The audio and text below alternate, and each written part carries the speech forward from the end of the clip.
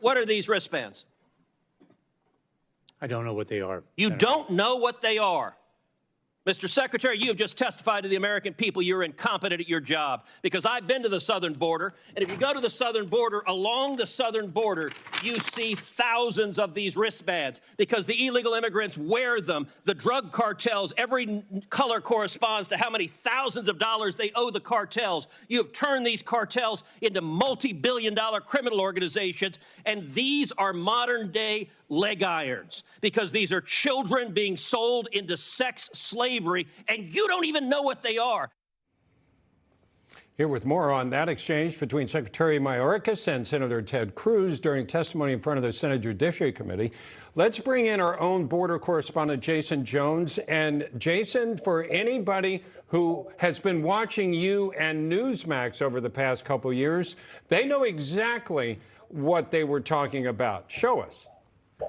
Bob, you're absolutely right. This is stunning. I mean, it was stunning testimony today to hear from Senator Cruz asking Secretary Mayorkas what these were, and to hear him say he didn't know how many times on your program over the last year of 2021, when we broke this story in February of 21, throughout 22, we covered this. This is America's new slave trade. This is where the Gulf cartel were so overwhelmed in South Texas with so many migrants coming from all over the world that they began placing this on men, women, and children.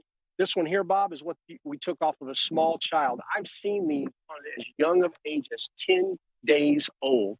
And here's what this is. This is a process. So what was happening is that the cartel had the same issue as U.S. law enforcement. They couldn't keep up with the number of people crossing. So they began using these to ensure who had paid what is known as the peso or the tax. Now, here's what's important about these that you need to understand is that this is debt bondage. You know, most people think of human trafficking through the form of commercialized sex. You also have forced labor, but also what is known as debt bondage. And so what the cartels began doing is transitioning from human smuggling into the trafficking of men, women, and children, because they began charging extraordinary fees. You know, when we were down there in 21, when this was first starting, you could cross that southern border for about $100. Nobody cared, right? When they adjusted the trafficking of people, Bob, they just to cross that river, if you were a Mexican citizen, was $2,500. If you were Central American, it was $3,000. If you were Chinese, it was $5,000. And if you were Middle Eastern or Russian, it was $9,000. These people don't have the money, so the cartels put these on them. When they cross into the U.S., they rip them off, and then they're sent throughout the country by DHS. But yet, they are indebted to these cartels for years, if not decades, to come, as they make payments to them throughout our country. This is the American slave trade that Secretary Mayorkas is the architect behind, and yet he testified today that he had no idea. You talk about a failure in leadership, and here's the other thing I want to tell you on this, Bob. I know how Texas does intel and counterterrorism. I know the process of it. It goes from the border, from local law enforcement, through what they call the Border Operations Sector Assessment to the State Fusion Center, then the DHS Intel and Analysis Section, who writes classified and unclassified reports, so that things like this get to the leadership of this country at the highest levels, from the president to the secretary. For him to say that he had no idea about this shows you the level of incompetence that this man has for his position. Yeah, Jason, question for you. Once those migrants get to the United States, they remove those bracelets. How do the cartels keep track of them then? It's a great question. What they've done is they have pushed people throughout the country, and they report as these migrants move throughout the country, they report to these people. And on the Mexico side, the way they keep them within debt bondage is they go into those stash houses on the Mexico side. They have to fill out all of their PII data, what we call their personal identifying information. That means any identification that they have, their telephone number, and their family's information in the country of origin.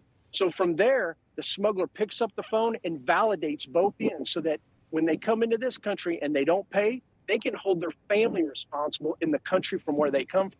And yet the secretary, who is the architect behind this, testified today he's had no idea. And I can't tell you how many times I've been on y'all's program and so many other news outlets across this country where this has been discussed. Just incredible testimony today. And Jason, when these people come into our country and they go to wherever they end up, whether it's Denver or Chicago or Alabama, wherever they might be, what you're suggesting is they're still indebted to the cartel. This debt doesn't go away. They still owe the money. What's the highest charge you've seen or that you're aware of? As you said, it used to be $100. You go across the river, hopefully you don't get caught. What's the highest number now?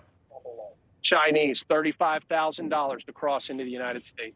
Chinese, and that's also, if you notice, we've been seeing a lot of them. Get ready tomorrow. I've got something exclusive we're going to be sharing for Guatemalans and El Salvadorians crossing with the Sinaloa cartel over in Juarez are charging $17,000. And we're going to have that all exclusive from a stash house tomorrow. But the highest I've seen is the Chinese paying $35,000. Wow. All right. Jason Jones, really powerful reporting. And thank you so much for educating our viewers and all of us here at Newsmax that even Alejandro Mayorkas doesn't even know the answer to that question.